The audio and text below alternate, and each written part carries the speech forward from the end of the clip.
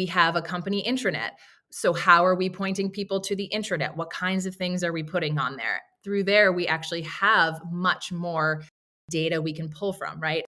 How many views is this page getting? How long are people staying on this site or this page? Like, what are they searching for when they go to our intranet?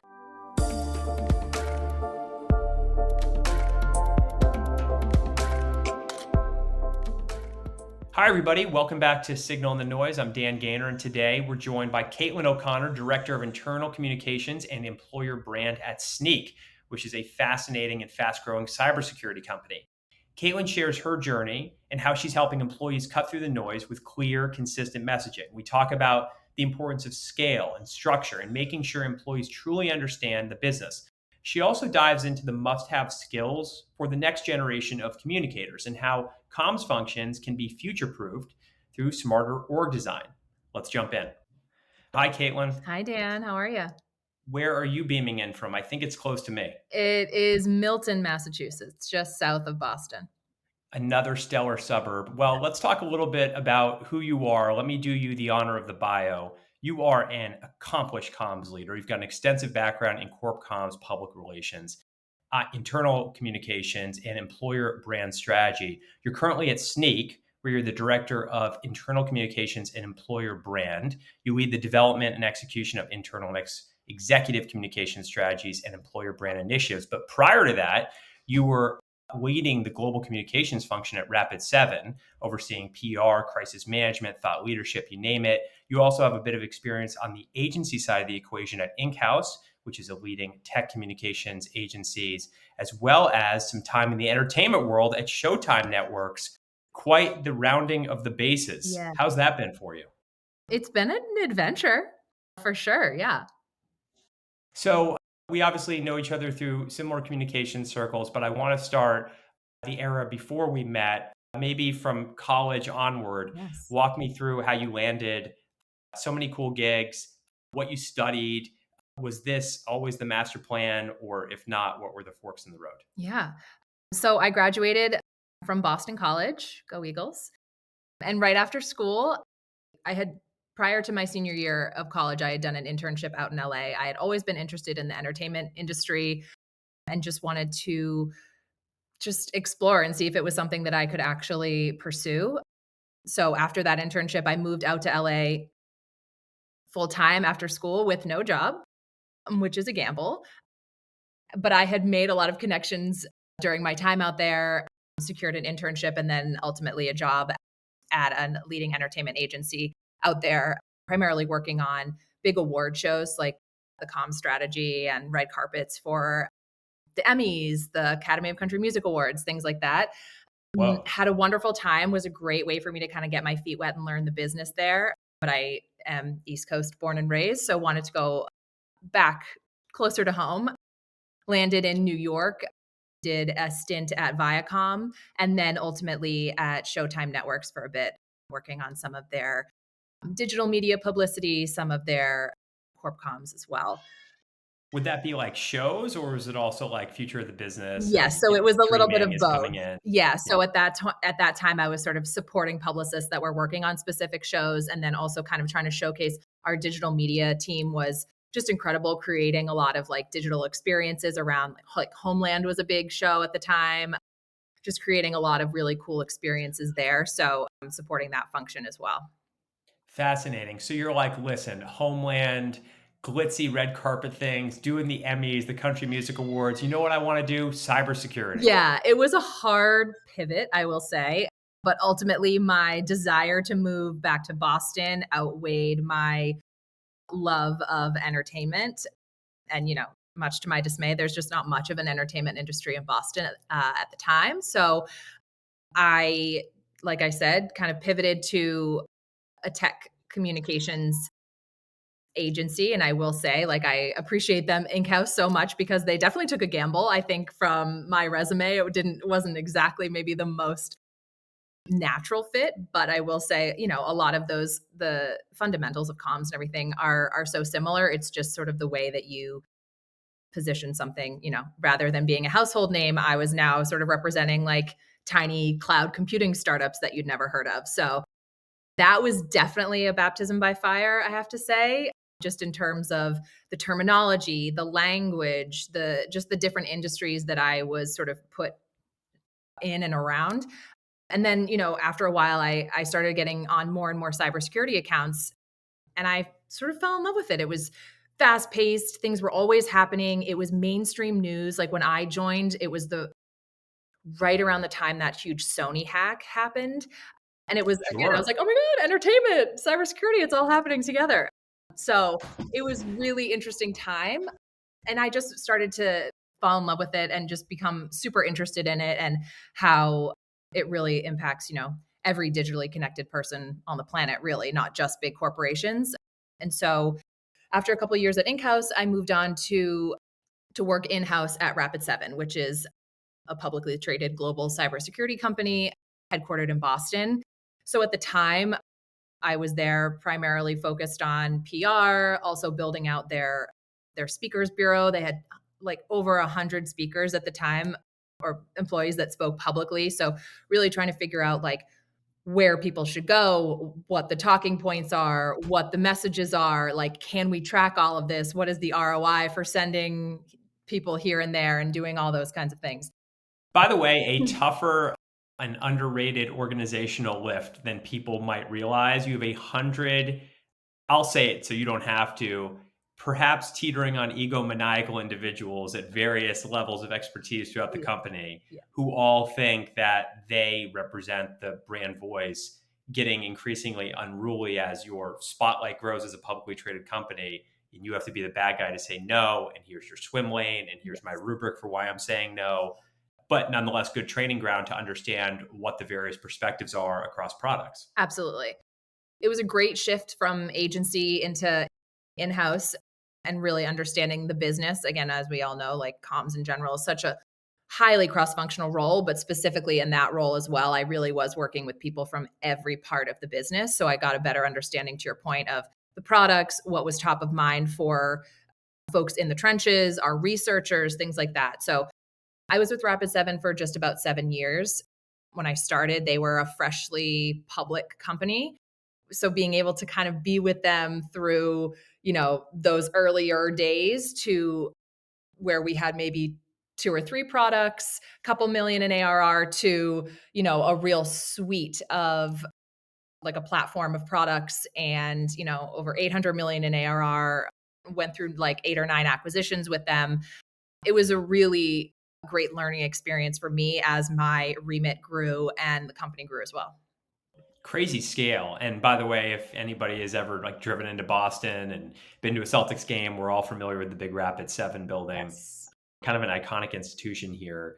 And then you recently have pivoted to Sneak, which, as I understand, is another super innovative cybersecurity company, but on the developer security side of Yes. things, That's right. helping developers, as I understand it, not only build faster, especially in this AI copilot era, but ensuring that security is built into those products so that they can ship faster, which of course is the remit of like every software company Yes. and even non-software companies these days. What's Sneak and what do you do there?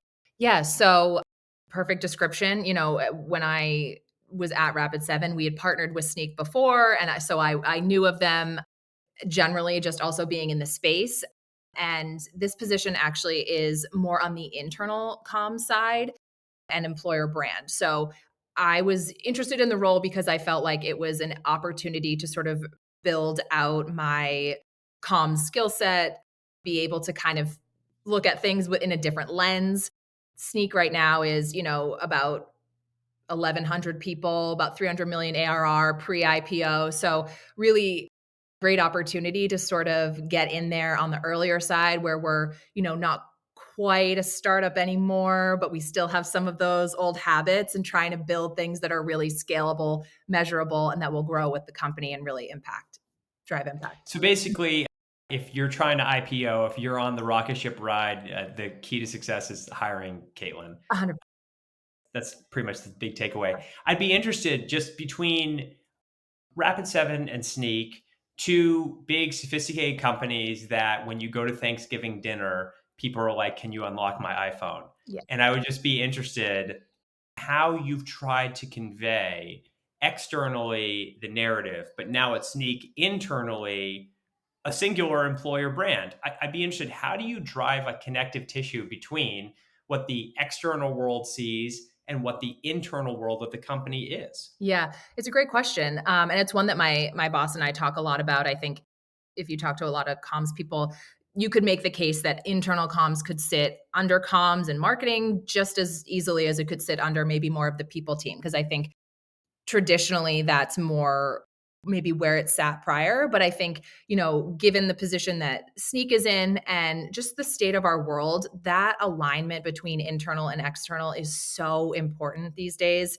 just to make sure, one, that the things that we're saying and communicating to our employees internally, we stand by should that ever become public, right? Like we're always trying to instill like anybody's just one screenshot away from things becoming external. So I think being able to have that external lens and understanding that things that need to come out from the business, you know, need to have that same level of care that we would say externally. I think too, given the industry that we're in, so much happens externally from whether it's cybersecurity things happening in the news, the way it affects policy and the government, just things that happen within our industry, but that also kind of happen around the world and how it might impact our employees. We're a global company, how it may impact certain regions. It's just super important to have that really tight alignment between the internal and the external. That point on the news is where I wanted to go next, actually, because today, more than ever, the world of cybersecurity, or basically the lack thereof, is front page news, right? There's this whole, I think, scattered spider set of attacks where just yesterday, we're recording this in mid May, the CEO of Coinbase announced that they were basically being digitally held hostage. There was a request for ransom to release Coinbase user data. Across the UK, there's been a suite of retailers that have been hit and basically stopped short. Here in the States, last year, Clorox had a big cyber attack that cost hundreds of millions of dollars in gumming up its supply chain. The need for what you're doing is as pertinent as ever. And yet, I imagine staying focused on what our singular mission is here at Sneak can also be a difficult thing, because whether it's employees wanting to understand how they intersect with the news, or the media coming to you and saying, what's your angle on this? It can be hard to carve out that lane of, for example, at Sneak, developer security Right. and knowing when and when not to engage. I would just be interested, when you think about the news environment right now and the topic that you're involved in, which is cybersecurity. How do you approach that? What's your rubric for figuring out when to step forward or when to say, this is just sort of like the pitter patter of news and we're not going to get engaged in, for example, that Coinbase thing? Right. I think it has to meet a specific threshold. I think for Sneak and for our internal employees, it has to really hit like a global level. It has to potentially be something that would impact their daily life. Otherwise, I think people are pretty good about tuning out the noise in a sense that like we need to stay focused on what we're doing today and the work that we're doing to help combat some of the things that are going on in the world. I think again, my time at Rapid 7, there was a lot of back and forth around where do you step in some of those news cycles, because the challenging part about being in cybersecurity comms, especially the way that sort of we thought about it at Rapid 7, was like we don't want to dive into or fuel the flames of the FUD, the fear, uncertainty, and doubt, right? A lot of these things are very they're catastrophic, right? Like the way that they're written about often is like this is like going to it's doomsday a little bit. So for us, we always wanted to make sure like is what we're providing a value add? Is it going to help people that are in the trenches trying to fix this problem right now? And then again, even some that, bubbled up to like even the consumer level is like, can we potentially give some guidance to your average consumer about like, yes, this happened to Clorox, but you don't need to worry about this. Or yes, this happened to your bank and you actually might need to do XYZ, right? Education on multi-factor authentication or things like that. So really figuring out like, is it in our lane in terms of like, we do vulnerability management. So we should be able to talk to you about this exploited vulnerability, especially from our research team who was sort of in the trenches there. And then from an internal perspective too, it's like, is this impacting them right now? And if it's not, then we probably won't address it at the all company level. It is interesting though, because I can imagine there might be this internal instinct. You've worked for two very successful cybersecurity companies. The CrowdStrike thing happens, which, strands billions of people around the Yes. world from an airline train standpoint. I'm sure there's an element of like, we could rub their nose in it, or we could go like, we're good, no one came after us. But figuring out, okay, we've got a consistent narrative. Let's only add value to the conversation in a place that we truly feel like we can own it. Yeah. I wanted to ask about that just from an approach perspective. As you reflect on your career, what are some of the from twos that you have learned, that you've seen? So, as an example, like when I got started, I was literally, clipping out newspaper articles and took out the glue stick and put them in there for the mayor of Hartford, Connecticut. You reference, for example, just like the pace of news these days. You reference the need for cohesion across the employee base when you're managing like 1,000 person wide speakers bureau. You've worked with executive communications. You've worked on M&A deals. Like, what are some of the sort of emerging tactics that you are using that you wouldn't have used 10 years ago? We definitely grew up in the same era of, cutting out the media clips and things like that. And I think just the scale, to your point, what's changed so much is the scale and the volume of information, right? I may have been cutting out clips back in my entertainment days from like People and Us Weekly and like the, gossip rags. And now in the cybersecurity world or the tech world, there's just such an explosion of volume. I think being able to use certain tools that help sort of either standardize or bucket some of those really help us, really being super, super specific on what subjects and what topics we want to be either known for or we want to have an understanding of what's going on. Being able to kind of tune some of those out, I think, has helped so much. Yeah, I think the biggest thing for me has just been just the scale and the pace and the volume and just figuring out ways to combat that from an understanding of what's happening. And then also on the other side is how do you rise above the noise? Yeah, well, I think the from to there you're articulating is like super copy pastable no matter where you work and you're listening to this. Because what you're saying is previously it was about getting hits. It was Yep. about being in People magazine or I don't know, getting the cover of Time, which Yep. used to be the pinnacle of PR. Yep. Today, nobody gets that magazine Yep. or let alone very rarely visits the website. Today, it's more about, as you're talking, precision. What do we stand for? What are the best channels to get that point of view out to the world? Who are the influencers or YouTubers or Twitter accounts that we might want to leverage alongside the earned ecosystem? Right. And to that degree, it really comes to measurement. So I'd be interested on the measurement side of the equation.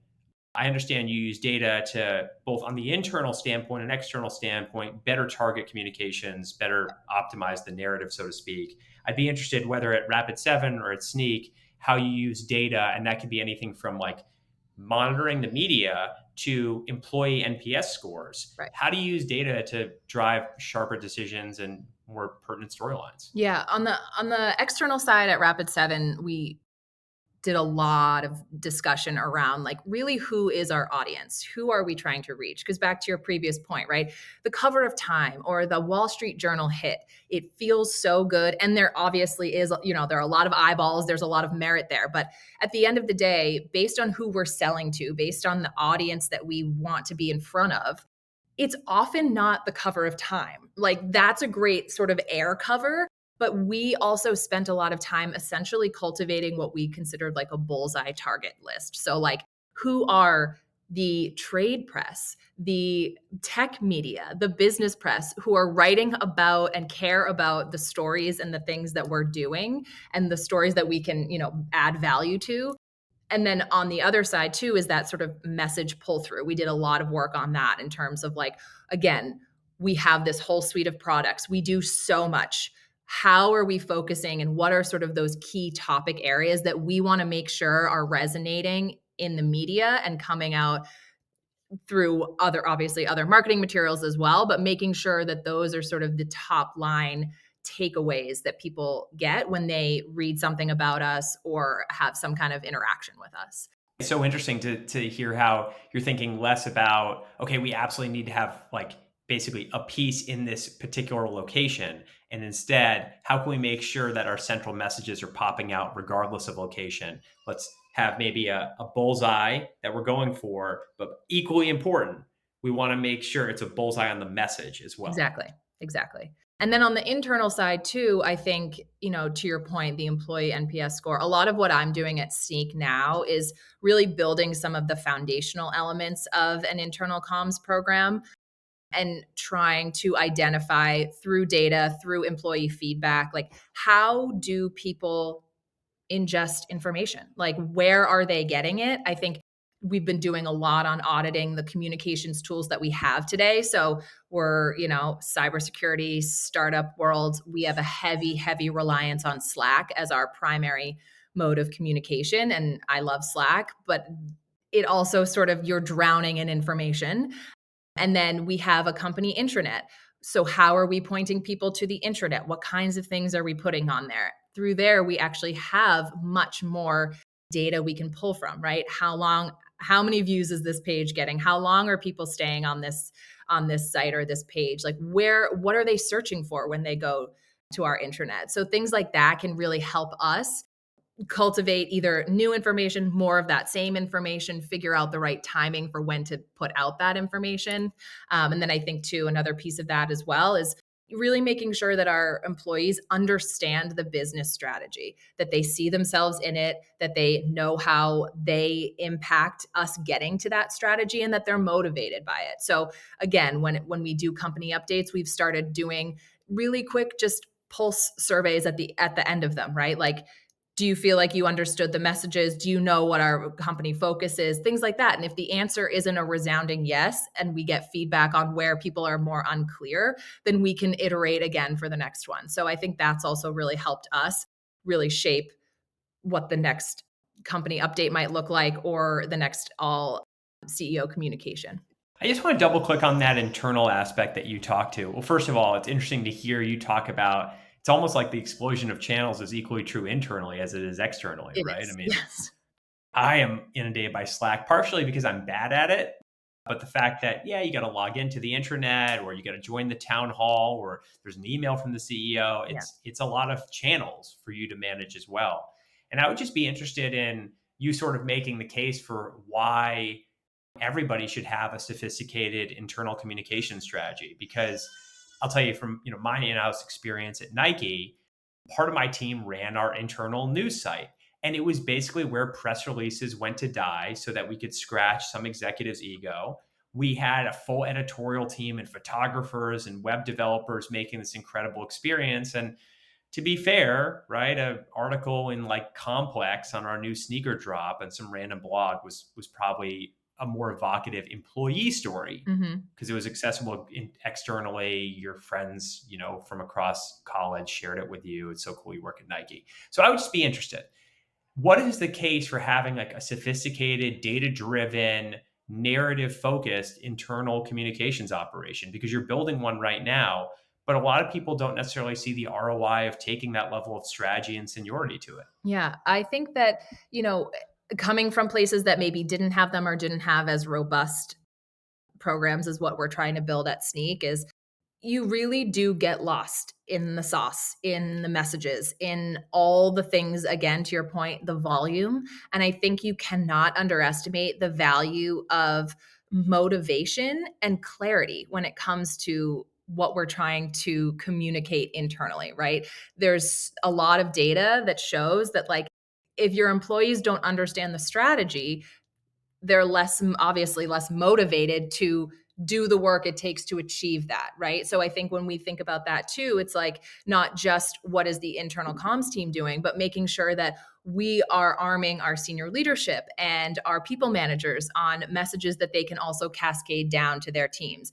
I think not having that mature muscle really does cause a lot of confusion and sometimes just general apathy, right? There's just too much noise and too much information. So people just won't read anything. Yeah, and we're all overloaded by information, let alone all the newsletters we thought we would read that we signed up for that we just clicked delete on. Right. Looking at you, Political Playbook Evening Edition. Yeah. Okay, well, I want to turn the corner here to look at the future. You've worked at some pretty sophisticated companies with some pretty sophisticated products. You've worked external and internal. You've done the agency side of things. So you've really seen it from a full 360 lens, public and private and consulting and multiple industries. I would just be interested, what do you think are like the core skills that like the next Caitlin O'Connor, who's coming out of BC, class of 2025, probably in graduation right now, Mhm. listening to this, needs to develop? What kind of jujitsu moves would you advise that they train for? That's a great question. I would say adaptability, listening, and then interpersonal skills. Comms is such a widely cross-functional function. You have to be able to work with people from all different parts of the business at all different levels and really understand the best ways to, again, communicate what you're trying to get across and also ingest what they're trying to get across. So, being able to work really closely with different teams and different personalities is hugely helpful. Okay, and then let's talk about org design for a second. So that's the skills side of the equation, but how do you arrange these people? What would be the ideal comms function that's future proofed, right? What's a comms function in terms of just like the roster? If you're filling out the, I don't know, the Boston Celtics of a great comms team, what are those roles? How are they organized? How do they work together? What's the function of the future in your view? Ooh, that's a great question. And I might be the wrong person to ask because I would put almost everything under communications. But I But that's good. That's showing the ambitious, let's go for it yeah, mentality. So who's on that if team? I were the chief communications officer somewhere, I would make sure Yeah. that I had a corporate comms function, PR, crisis comms, product PR managers. I would have potentially content and editorial. I think there's a big case for, depending on the size of your organization, having content, blog, editorial things roll up to the communications officer as well. Internal comms as well. I think, again, I really do believe that there's such an importance in having that synergy. And then again, I do think you can make the case that it could live in brand or elsewhere, but I do think like social is a great value add to the comms team as well. I think the thing I'm taking away from you is like the importance of making sure that these skill sets collaborate, cross pollinate, intersect, whatever the verb is, because they do need to be distinct roles. I think that's the first part. But within that, they often operate as silos.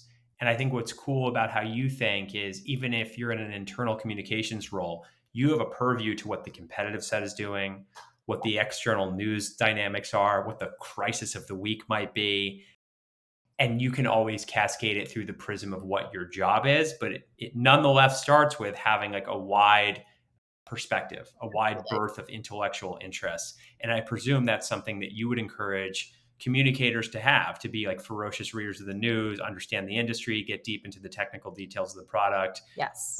Am I right in saying that? Absolutely. And I think too, again, this might be incredibly niche given my entertainment to tech pivot, but I think a lot of things that I learned, especially at Rapid 7, was like you know your function really well. You don't have to know everything about cybersecurity or whatever new industry you might be in because you're an expert in that. So I think so often in the beginning, I felt a little intimidated in terms of like, oh, maybe I don't know absolutely every technical term that this researcher is using. But then I think eventually, as you gain more confidence, you realize too that that researcher has a great piece of research, but they don't know how to get it out to the world and they don't know how to tell a great story around it, and you do. So really like trusting your gut and believing in the skills and the knowledge that you have in your function. And then obviously, gaining knowledge along the way. But that's just like something that has really helped me too, is that like I do have confidence that I can learn a new industry, I can learn new skills, but I know what I'm doing in this function. It's, by the way, going back to some of the core attributes you talked about, adaptability and listening and being a quick learner. These are key Absolutely. things that if you're switching jobs and switching an industry, very important. But even within a company that is moving as fast as Sneak is in developing new products, you've got to have that same intellectual agility, that same curiosity, that same willingness to shut up and listen. Exactly. I'm asked to do new things that I've never done before, like almost on a weekly basis. And I think that's great because, again, there's no 2 weeks are the same. You have, at this point, I have almost 15 years of experience here, and I'm still sort of surprised at the different things that come my way in a positive way, right? I think there's always an opportunity to learn, and being able to just be constantly curious about the business that you're in and how it operates and where you might be able to add value is huge. Well, thank you so much, Caitlin, Of for course. joining us. Fascinating insights and a really, really cool run of a career. Can't wait to see all the fascinating things you do next. And with that, it's been another awesome episode of Signal and the Noise. Join us next time.